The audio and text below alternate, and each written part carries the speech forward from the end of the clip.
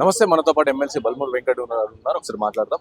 అన్న చెప్పండి అన్న, ప్రధానంగా ఇటు స్థానిక సంస్థల ఎన్నికలు జరుగుతా ఉన్నాయి. సో ఈ నేపథ్యంలో కాంగ్రెస్ పార్టీ కావచ్చు, బీఆర్ఎస్ కావచ్చు పోటీకి లేవు. సో ఈ నేపథ్యంలో బీజేపీ పార్టీ ఆరోపిస్తుంది వీళ్ళు కేవలం ముస్లిం పార్టీస్ కి సపోర్ట్ చేయడానికి పోటీలో ఉండట్లేరు అని. మీరు సంఖ్యాబలం లేనప్పుడు ఉన్నాయి 110 ఓట్లకి ఎలక్షన్, 110 ఓట్లల్లో ఉన్నాయి మాకు 14 ఓట్లు. 14 ఓట్లతోటి ఏ రకంగా ఎన్నిక గెలుస్తాము?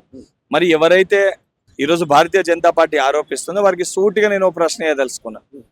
గతంలో కూడా సంవత్సరం క్రితము ఇదే Mahbubnagar local authority elections అయినాయి. ఇదే కిషన్ రెడ్డి గారు వారు రాష్ట్ర అధ్యక్షులుగా ఉన్నారు.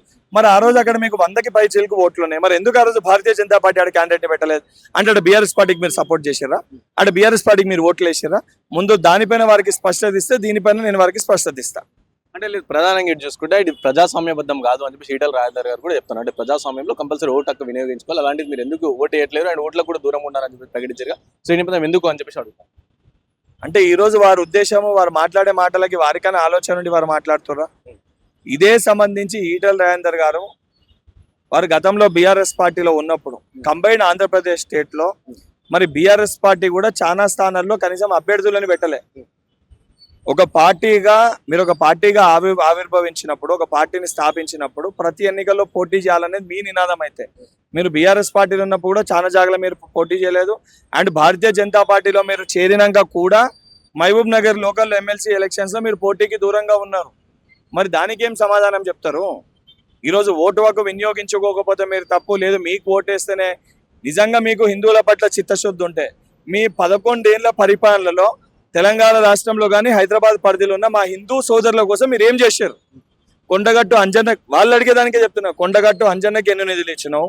ఇల్లందకుంట రామాలయానికి ఎన్ని నిధులు ఇచ్చినావు? భద్రాచలం రాములవారి గుడికి ఎన్ని నిధులు ఇచ్చినావు? సికింద్రాబాద్ మాంకాలమ్మ గుడికి ఎన్ని నిధులు ఇచ్చినావు? లేదా కొమ్రెల్లికి ఎన్ని నిధులు ఇచ్చినావు? ఇవన్నీ గుడిలకి ఎన్ని నిధులు తీసుకొని వచ్చారు భారతీయ జనతా పార్టీ నాయకులు? ముందు దానిపైన మాట్లాడాలి. అవన్నీ మాట్లాడకుండా కేవలము ఈరోజు మతపర వ్యాఖ్యలు చేసి 2020లో మీ జిహెచ్ఎంసీ మేనిఫెస్టో చూసి 48 స్థానాలు మీకు ఇక్కడ ప్రజలు ఓట్లేసి గెలిపించారు. మీరు ఇచ్చిన ఏ ఒక్క హామీని మీరు ఇంప్లిమెంట్ చేయలే, ఏ ఒక్క హామీని మీరు అమలు చేయలే. రాబోయే ఎన్నికల్లో హామీల గురించి ప్రజలు అడుగుతారు, దానికి భయపడి ఈడ క్యాండిడేట్ని పెట్టి మతపరమైన ఒక చర్చని సృష్టించి ఈ మతపరమైన ఈ చర్చని రాబోయే జిహెచ్ఎంసీ ఎలక్షన్స్లో ఒక పొలిటికల్ స్టంట్ కోసము ఆడుతున్న డ్రామా ఈ క్యాండిడేట్ ప్రకటించడం. అదన్నయి ఉండాలి. లేకపోతే కేసీఆర్ కుటుంబానికి సంబంధించి ఆ కులానికి సంబంధించిన వ్యక్తిని అభ్యర్థిగా ప్రకటిస్తే కేసీఆర్ నాకు ఓట్లు వేయిస్తాడని ఒక ఆశతోటన గౌతమ్ రావుని అభ్యర్థిగా పెట్టుండాలి. ముందు ఈ రెండిట్లో దేన్ని ఉద్దేశించి వారు అభ్యర్థిని ప్రకటించారో కిషన్ రెడ్డి గారు స్పష్టత ఇవ్వాలి. ఇంకోవైపు నిన్న వక్ఫీ వ్యతిరేకంగా దారుసలంలో పెద్ద నిరసన వ్యక్తం చేసింది. సో ఈ నేపథ్యంలో బండి సంజయ్ గారు మాట్లాడుతూ సో ప్రధానంగా కాంగ్రెస్ పార్టీ ఫండ్ చేస్తుంది, ఈ విధంగా ఇలా చేస్తూ ఉంటే సో వెస్ట్ బెంగాల్లో హిందువులకి పైన దాడులతో అవి హైదరాబాద్ లో జరగబోతాయి, సో జాగ్రత్తగా ఉండండి, జాగ్రత్తగా ఉంచాల్సిన అవసరం ఉందని చెప్పేసి రాష్ట్ర ప్రభుత్వానికి బండి సంజయ్ చెప్తారు.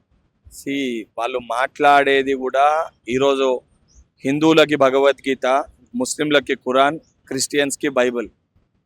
దీనితో పాటు భారతదేశ ప్రజలు అన్ని కులాలు అన్ని మతాలు ప్రజలు పవిత్రంగా భావించే ఒక గ్రంథాలయం మన భారతదేశ రాజ్యాంగం. ఆ రాజ్యాంగాన్నే అవమానించిన వ్యక్తులు ఈ భారతీయ జనతా పార్టీ నాయకులు. సిగ్గు ఉండాలే. ముందు పార్లమెంట్ సాక్షిగా కేంద్ర మంత్రులుగా ఉన్న బండి సంజయ్ కానీ, కిషన్ రెడ్డి కానీ, అరవింద్ కానీ, ఈటల రాజేందర్ కానీ అమిత్ షా అటువంటి వ్యాఖ్యలు మాట్లాడినప్పుడు ఆ వ్యాఖ్యల్ని వెనకకి తీసుకోవాలి, ఖండించాల్సిన వ్యక్తులు నోరు తెరవని వీళ్ళు మళ్ళీ దాన్ని ప్రజలు రేపు పొద్దున దానికి తగిన గుణపాఠం చెప్తారని చెప్పి మళ్ళీ అంబేద్కర్ గారు జయంతి రాగానే మళ్ళీ ఆ విగ్రహం దగ్గర పోయి మేము శుద్ధి చేస్తున్నామని చెప్పి మాట్లాడుతారు. అంటే ఒక స్టాండ్ లేని నాయకులు పార్టీ భారతీయ జనతా పార్టీ.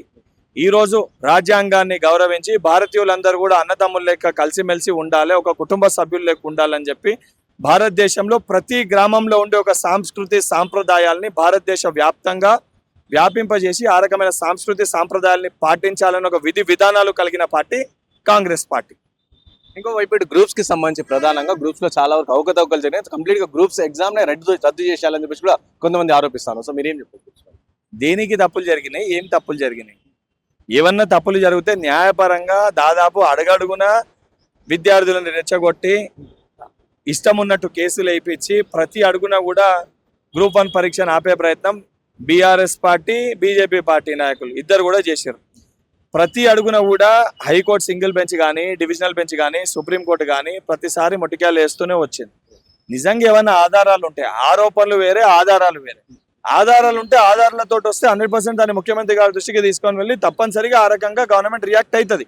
కానీ ఆధారాలు లేకుండా కేవలం ఒక రాజకీయ పరంగా మేము చేయలేం, కాంగ్రెస్ పార్టీ చేస్తుందని ఎగ్జామ్ ని రద్దు చేయించే ప్రయత్నం చేస్తే 100% అసలు అట్లా చేసేనికి ప్రయత్నం చేసే వ్యక్తులపైన కఠినమైన చర్యలు ప్రభుత్వం తీసుకుంటారు. ఒకే సెంటర్ నుంచి ఇంతమంది ఎలా క్వాలిఫై అవుతారు అండ్ రాజకీయ కాంగ్రెస్ పార్టీకి సంబంధించి కొంతమంది రాజకీయ నాయకుల చుట్టాలు కావచ్చు, వాళ్ళ పిల్లలు కావచ్చు, ఏ విధంగా ర్యాంకులు వస్తాయని చెప్పి కూడా ప్రధానంగా ఆరోపిస్తున్నారు. పెద్ద స్కామ్ అని చెప్పేసి కూడా పాడి కౌశిక్ రెడ్డి కూడా ప్రెస్ మీట్ పెట్టారు.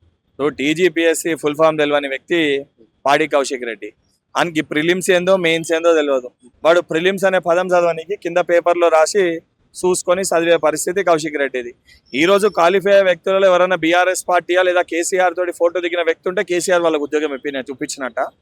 ఆలోచన లేకుండా, అవగాహన లేకుండా బీఆర్ఎస్ పార్టీ నాయకులు చెప్పిన మాటల్ని అవగాహన లేకుండా కింది స్థాయిలో వాళ్ళ పార్టీ ఎమ్మెల్యేలు ముఖాల్లో మెదడు ఉన్నట్టు మాట్లాడుతారు.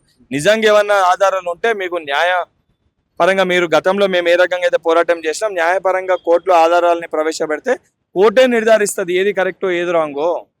ఇటువంటి తప్పుడు వ్యాఖ్యలు, తప్పుడు ఆరోపణలు చేస్తే కఠినమైన చర్యలు మేము తీసుకోవడంతో పాటు ఉద్యోగం వచ్చిన పిల్లలు రేపొద్దున కనబడితే గుడ్డలు తీసి కొడతారు.